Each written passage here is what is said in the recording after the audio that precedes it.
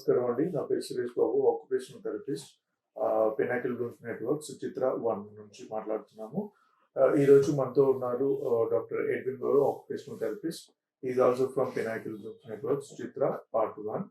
And ఈరోజు తను మనతోటి ప్లే థెరపీ అంటే ఏంటి, దానివల్ల కలిగే లాభాలు ఏంటి, play therapy are leisure therapy, వీటి వల్ల కలిగే ఉపయోగాలు ఏంటి, పిల్లల్లో కానీ పెద్దవాళ్ళలో కానీ దీనివల్ల కలిగే యూజెస్ ఏంటి, దాని గురించి టైప్స్, ప్రతిదీ మనకి ఇక్కడ ఎక్స్ప్లెయిన్ చేసి దానివల్ల కలిగే లాభాలను మనకు చెప్పడానికి ఇప్పుడు మన దగ్గర ఉన్నారు ఎడ్విన్ గారు. ప్లీజ్ ఎడ్విన్ గారు, you please care. Yeah, sure. Good afternoon, everyone. Today I'll be explaining about play therapy leisure and how it will be beneficial for kids and for all age groups. So, firstly, we'll start from definition. So, play therapy is nothing but activity, a sort of activities, list of activities that will be given to a child or other clients or patients in a playful manner. So, activity itself could be a play, or otherwise other activities could be modified into playful manner. So this is how we can give a meaning for play therapy. So firstly, types of play therapy. I'll be explaining about the things. So direct play and indirect play and group play. This will be the types of play therapy. So under direct play, like the kid even themselves, like they will be involved in a play, like it could be logical or illogical in their play according to their age, according to their perception, according to their abilities, and they will program activity by themselves. So it is called as a direct play. They will just, if you are giving a blocks to them, they will try to arrange it, or like they will be if they are not like well known about the purpose of the activity, so they will do some sort of irrelevant activities as well. So we should not disturb in their in that time. So we need to observe. Not only like play therapy has been should be given to a given as a treatment. It could be also assessment as well. Just by observing the things like how children displaying these sort of things. So from that we can observe many sort of things. Like either it could be like either whether it is logical or illogical, whether it is a purposeful, meaningful play or self-play sort of things we can analyze just by giving a direct play. And indirect play or like play like therapists being involved or parents or caretaker or other children being involved to the particular care, it is called indirect play. So there like kids need to follow the ideas and commands of elders like therapists or parents. So they need to identify the things what they are about to tell, what they are like giving the particular meaning of the activity. So they need to follow everything according to the commands of a therapist or a parents. So this is called indirect play or a passive play, we can say. And one more thing is group play, group therapy. So it is like other same age group, number of kids will be in the same particular activities, they will be involved. So there will be a communication, either if they are speaking that will be verbal communication, or that will be even in non-verbal communication as well. So they will complete the activity along with the other kids. So even if it should be under a therapist, if the activity is therapeutical, if they are in need of any uh, goals, if they are in need of any achievements, that should be therapeutical under the guidance of therapist, it should be given. So this is called group therapy. So how it will be beneficial for kids, like I will be explaining about the benefits of group play therapy. So here it is a playful manner. So the kids will be relaxed right after the activities. Like it will be even motivated. They will get motivated to do it again and again. So it will build the trust upon the therapist or a parents or whoever is giving an activity to them. So it will build the first point will be trust. Trust will be built. Okay. The next one will be rapport. Rapport means like not only trust, the interaction, the bond between the therapist or a parent, between the therapist and the kid, it will be built up. So rapport also will be built up. And other thing is like based on the if they are in a need of any particular fine motor skills, it has to be developed. Means like the therapist will be given the particular activity to them. So even the therapeutical components also it will be developed during the play therapy. And there are a lot of emotional balance will be developed, trust and rapport, like I said, even durations, common following, eye contact, a lot of components we can develop just from play therapy. So we'll be explaining, like here we are dealing with autism and ADHD kids as an occupational therapist, we both. So how it will be beneficial for ADHD or autism kids, I will be explaining about the things. So autism, like we have to understand the condition in the beginning, right after the assessment, where the children lack, where the children lack either they are in lack of fine motor skills, gross motor, or aerials, academics. We need to analyze the thing right from the beginning to the end, according to the age group, according to the components of occupational therapy. So right after the assessment, we will program it, play activities, list of activities. Under that, nearly 5 to 10 activities should be play. Like they need to enjoy. Kids need to enjoy the things. Okay, if they are like the particular, even not all kids like they are not like all ball catching, these are the things. Some kids they don't like it, but some kids they are like that's their favorite activity. So according to their according to their favorite, like if they like the particular activity, man, we have to program according to that things. So that is how we can program a list of activities. So under that, one more thing is there that is called sensory diet. Sensory diet is completely a sensory based play activities. Sensory play we can tell as well. So under sensory diet, we will be programming a activity list of activities just to give the inputs of sensory things, like visual, olfactory, gustatory, and the proprioception, interoception, and vestibular. These are the things, the 7 to 8 sensory inputs we need to give in the particular sensory diet. Okay, it will be even programmed by occupational therapist based on the need of a kid. So and nextly, for ADHD and autism, these are the things need to be given, and it is a necessary thing. Play therapy is first and foremost thing should be given to autism and ADHD kid from occupational therapist. So what are the components like we can be benefited of means? Firstly, fine motor. Fine motor means tip to tip, pad to pad. These are the manipulation and manipulation, reaching, releasing, forward reach, backward, sideward, and downward reach. All sort of fine motor activities, grip strengthening, grasp. All the things will be even get developed just by play therapy. And nextly, gross motor. Gross motor means like use of big muscles like leg muscles, running, jumping, balancing. These are the things comes under vestibular activity. Sorry, gross motor activity and vestibular with the component. So nextly, academics. Academics in the sense like academics, alphabets, numbers. These are the things right from the beginning of their childhood. Academics skills should be introduced to them through play only, not in a manner of in a school environment. Kids don't like it when we are introducing in a very young age. So it should be all the introduction. I mean the activities, the components of occupational therapy should be given as a playful manner. So then only kids will like that. So if they are showing avoidance, if they don't like the particular activity, now there is a lack.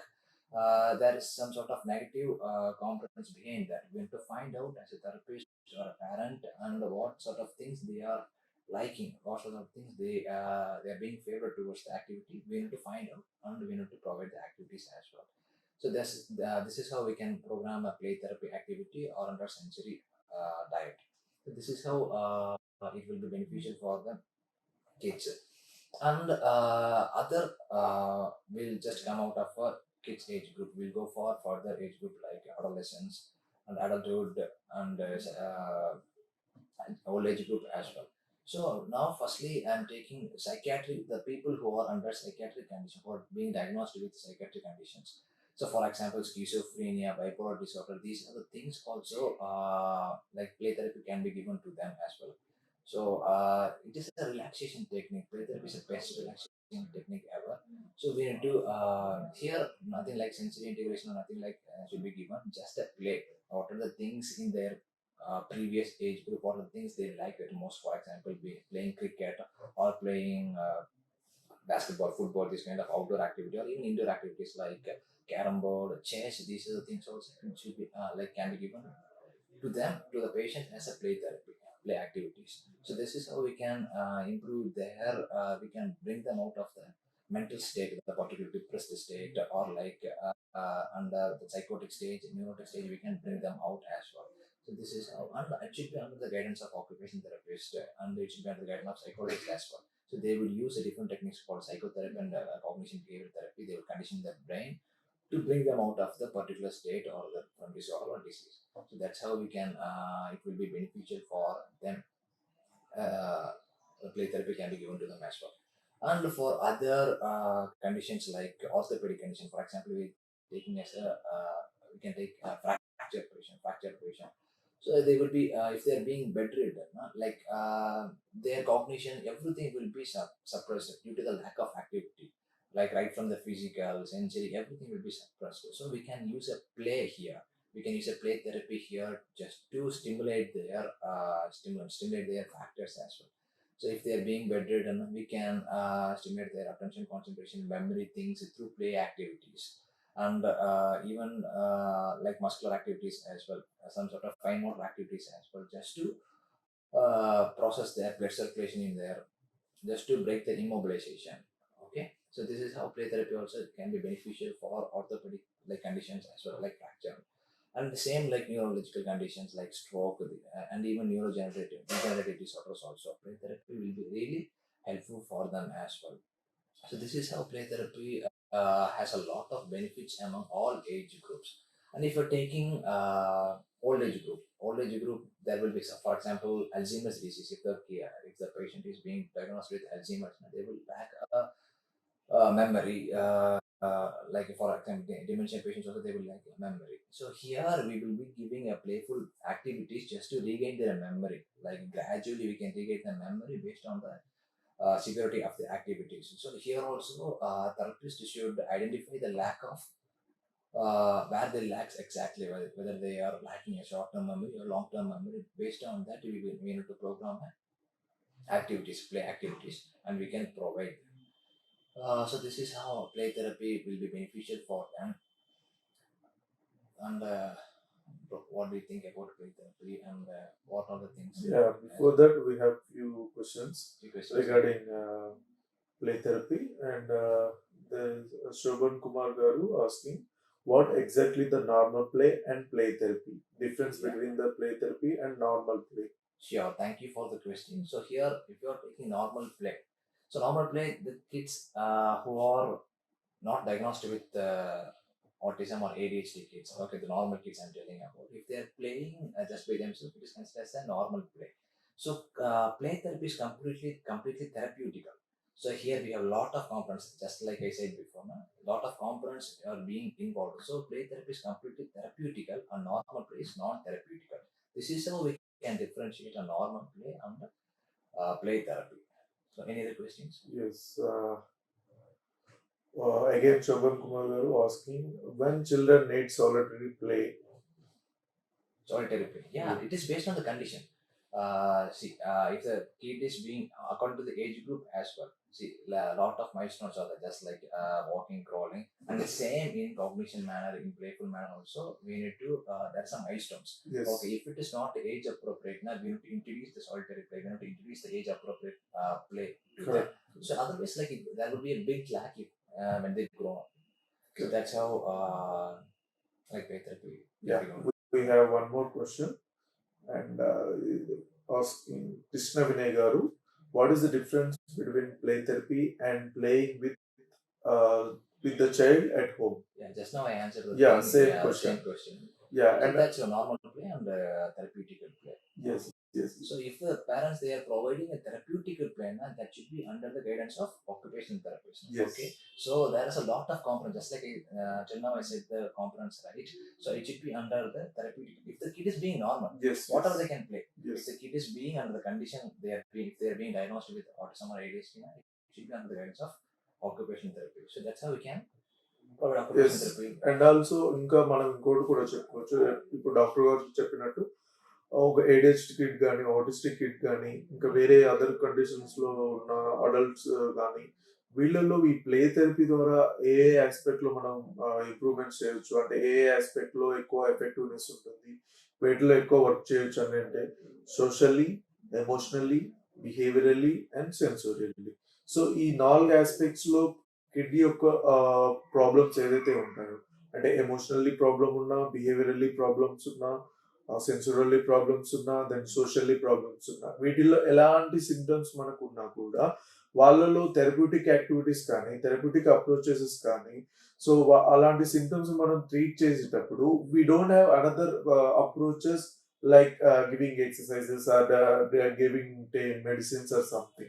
Only the way we will use way అనేది approach అనేది play therapy. Play therapy ఎందుకు ఎక్కువ use చేస్తామంటే, ఒక activity అనేది play విధానంలో మనం పిల్లలకి ఆ విధానంలో నేర్పిస్తేనే వాళ్ళ యొక్క ఇంట్రెస్ట్ కానీ, వాళ్ళ కాన్సన్ట్రేషన్ కానీ, వాళ్ళ యొక్క అటెన్షన్ కానీ, వాళ్ళ యొక్క ఎంతూజియాజం కానీ, వీటన్నిటిని మనం మనం తీసుకోగలం. అప్పుడే కిడ్ దాన్ని బాగా ఇంట్రెస్ట్ పెట్టి, కాన్సంట్రేట్ పెట్టి, అటెన్షన్ పెట్టి, దాన్ని ఈజీగా లెర్న్ చేసుకొని, తన యొక్క లెర్నింగ్ ఎబిలిటీని, తన యొక్క బ్రెయిన్ ప్రాసెసింగ్‌ని ఈజీ అవుతుంది. ఎందుకంటే ఒక ఏడీహెచ్‌డీ కిడ్ గాని, ఒక ఆటిస్టిక్ కిడ్ గాని, వాళ్ళలో ఉండే ఆ బ్రెయిన్ ప్రాసెసింగ్ ఏదైతే ఉందో అది చాలా స్లోగా ఉండొచ్చు. చాలా ప్రాబ్లమాటిక్‌గా ఉండొచ్చు. ఆ న్యూరాన్స్ అనేది ఎక్స్‌చేంజ్ అనేది బిట్వీన్ న్యూరాన్స్ ఎక్స్‌చేంజింగ్ ప్రాసెస్ అనేది స్లో డౌన్ ఉండొచ్చు. సో ఇలాంటి ప్రాబ్లమ్ వల్ల వాళ్ళ అండర్‌స్టాండింగ్, వాళ్ళ యొక్క గ్రాస్పింగ్, లెర్నింగ్ ఎబిలిటీ అనేది చాలా పూర్‌గా ఉంటుంది. సో, ఇందులో పూర్‌గా ఉండడం వల్ల వాళ్ళు ఫోకస్ పెట్టలేరు. ఫోకస్ పెట్టకపోవడం వల్ల ఈ లెర్నింగ్ ఎబిలిటీ పూర్ ఉండడం వల్ల మిగతా యాక్టివిటీస్ ఐ మీన్ మిగతా యాస్పెక్ట్స్‌లో లైక్ ఎమోషనల్లీ, బిహేవియరల్లీ, సోషల్లీ, సెన్సోరియల్లీ వీటన్నిటిలో ఇనప్రోప్రియేటెడ్‌గా ప్లే చేసే అవకాశం ఉంటుంది. అంటే అసంబంధంగా. అంటే నార్మల్ పిల్లలు వాళ్ళ యొక్క బ్రెయిన్ డెవలప్‌మెంట్ బట్టి నార్మల్‌గా డెవలప్ అయితూ వాళ్ళు ఎలా ఆడుకుంటారో, వాళ్ళ యొక్క డెవలప్‌మెంట్ మైల్ స్టోన్స్ ఎలా డెవలప్ అయితాయో నార్మల్‌గా.